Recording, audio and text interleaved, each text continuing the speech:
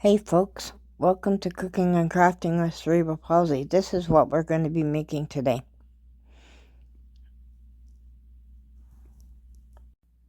I have 2 pieces of thin white cardstock that I'm going to glue or tape together. You're going to need approximately 105 clothes pegs, depending on the size of the wreath form that you use. You're going to need a Canada or a red maple leaf of some kind. I'm going to take mine from this tablecloth that I bought from the Dollarama here in Canada. And you are going to need glue, of course, or tape, and red and white paint. I'm using paint markers because it's easier for me with my cerebral palsy. And that's what you're going to need for today. I'm not sure where I'm going to start yet. Just give me a second, I'll be back. I think I'm going to start by painting my clothes pegs. I'll paint a couple with you and then I will go and do the rest. Like I said, I'm using paint pens because it's easier for me.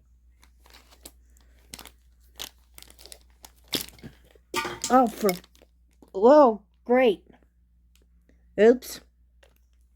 Okay, so my red paint pen exploded. I'll have to use regular paint, but I'll paint a couple of white ones if this doesn't explode on me. I need 20 white. No, it's stuck. Yeah, it's stuck. And now it's really stuck. That's funny. Oh well, I guess I'm gonna have to use brush paint. I'll be back in a little bit. Okay, I got the white clothes pegs painted on one side for my Canada Day wreath. While I'm waiting for that to dry, I'm gonna cut another maple leaf out of the tablecloth that I bought and tape it to the one I already cut out. This one here. And I'm going to tape it to the other side because the other side is white and I want both sides to be finished.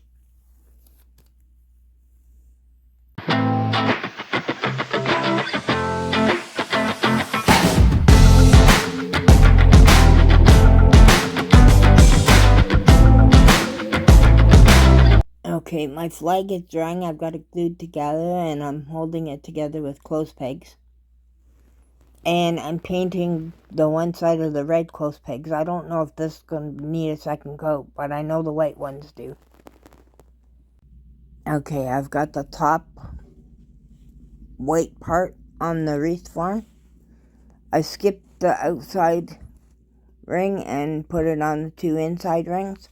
And I have my leaf tied to the center post on the top. I haven't done the bottom one yet, but it's coming. And I also painted the ends of the clothes pegs so that you can't see the wood. They're white now. I have the flag tied now, and I'm starting to put the bottom white pegs on. And then I'm going to do some touch-up painting that I need to do.